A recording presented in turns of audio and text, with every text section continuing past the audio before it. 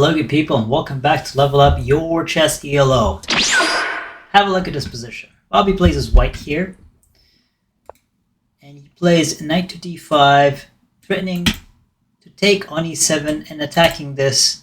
And in consequence, forcing the opponent to double the pawn. He takes on d, rook takes on c6, and takes. And Bobby takes with an isolated pawn. And the opponent threatens the rook here first, and Bobby plays rook to b6. That's protected, of course. But the question here is, why is this free-looking pawn completely untouchable? It's completely unprotected, but Bobby has calculated the lines in the stronger, if not the strongest variations, and it's a bit of a trap if you take this pawn. The answer, of course, is in the video. This does end in a fantastical way. Bobby demonstrates his understanding of dynamic positions, tactics, and counterattack in open files and diagonal. Let's boost that ELO. Let's get it.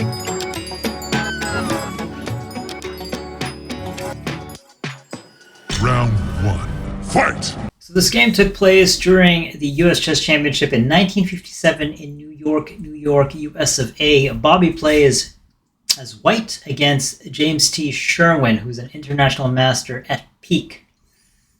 Oh, before I begin, before I forget, if you do like this content, find it tolerable, it's helping in your chess journey, please leave a like and sub. You have my gratitude. Let's get started. Bobby plays e4, king's pawn, c5 with the opponent's Sicilian defense, knight to f3, d6, push, c takes d4, knight to f6 attacking the pawn, knight to c3, and we have the ultra-violent Najdorf. Here, Bobby plays bishop 2, c4, eyeing, f7, and now e6 was played, castle king, b5, advancing and potentially attacking e4. Bishop 2, b3, now b4, and instead of maneuvering to other sides of the board, Bobby plays knight to b1, bishop to d7, bishop to e3, and knight to c6. Now you're probably wondering, why not just simply take on e4? And the answer to that is piece activity. White's completely castled, so after, say, takes, rook to e1, there's a pawn, but the king is quite underdeveloped. After bishop to b7, a3, opening files. Knight to f6 again, then you get a pin. There's no central pawns, but white's just completely active here. Bishop to e7, then you get a check here. And you have to move your king to the side, which becomes awkward, because if you defend with the knight, then we have to take. You can't take because of the pin, you'll have to take here. So you're busted. If you take with the bishop, then takes, attacking the queen. After takes, you now have a massive hole in the middle of the board with a pin there. And you can't just rush because you lose your queen.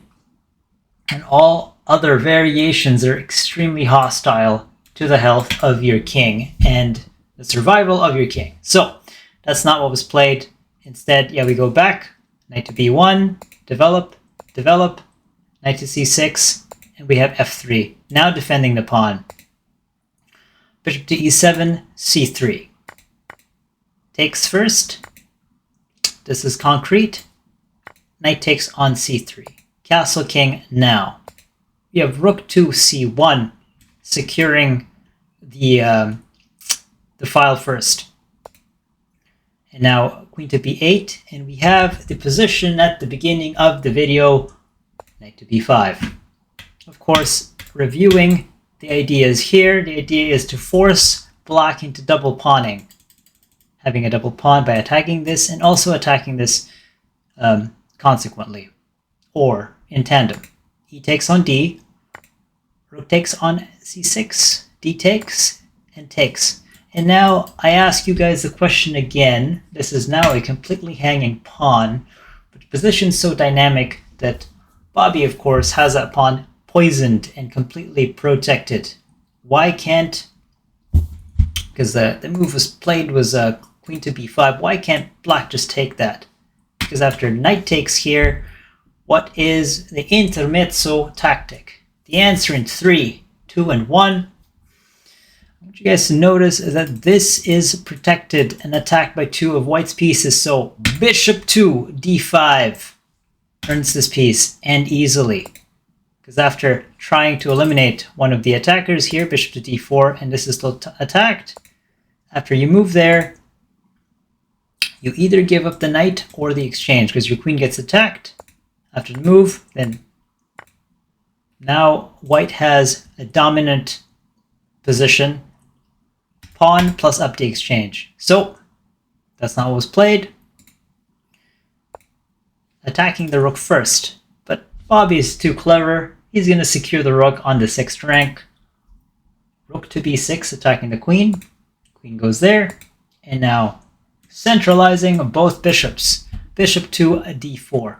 And the next question, of course, is why can't black still hold on to that? Or rather take it? You probably see it. If you take, you get zapped. But then a long-range attacker, so queen to g5. Queen to f3 now securing. Knight to d7. Rook to b7, 7th rank. Ideas, knight, and then queen to e2. Doesn't want to trade because you have 2 snipers on the board. And just reshuffling. Bishop to f6 and king to h1. Notice the ideas that white, or rather Bobby, is trying to compile here. There is a recurring pin there on f7, a threat in the 7th rank, and idea there on the f file of an attack. a5, bishop to d5. Rook to c8, bishop to c3, just a prophylactic idea, shutting down ideas there of trying to get into the c file. Now a4, rook to a7, bishop 2, or knight to g4, ideas of centralizing and also attacking this twice. Bobby takes on a4, ignores it, takes and takes. This is a completely even position at this time. And Sherwin takes on c3, at which point Bobby now eyes the square I was talking about, and you guys want to guess what he played? The answer, of course, in 3, 2, and 1. Bobby plays rook to f7. And you have to be wary here because haphazard takes leads to checks, and checks that end the game. There's nothing to block those. So, in this position, this is a hypercritical position. It's a pivotal position because it's now, Bobby doesn't have luft, okay? His king's all the way in h1, so he has to play accurately. He just sacked a piece with a potential intermezzo from the opponent. And the opponent plays rook to c1, thinking that Bobby will play open check. And unfortunately for the opponent, that is a blunder. Bobby has calculated the potential of the position with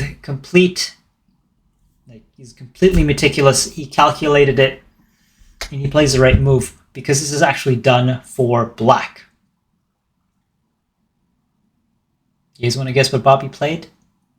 With the intent, of course, that an open check is still possible, but also knowing that this can be removed by the queen. There's checkmate threats in the back. What did Bobby play here? The answer in 3, 2, and 1. Bobby did not play this move. This is actually a blunder. There is a super critical super GM line here, and white is losing in 12 moves, like in checkmate.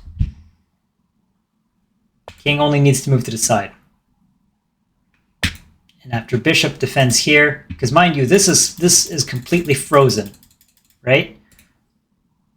You can't take here because of the check, and your king is too far. There's no luft for your king. There's no exit. And after the king moves there, we're talking still about if white played this move. You can't take because you're in a pin. So, just going to show you guys quickly. Bishop to c4, queen to f4, g3. Takes, and takes, and takes. Your queen's on prees. Okay? If you move here, you lose your queen. If you block, queen to b1. You have to go here, but then this is a pin, so knight 2, f2 comes in, and after checks, you can't take because it's protected. You can't exit here. You can't go back. You can only go back to f1. Open check.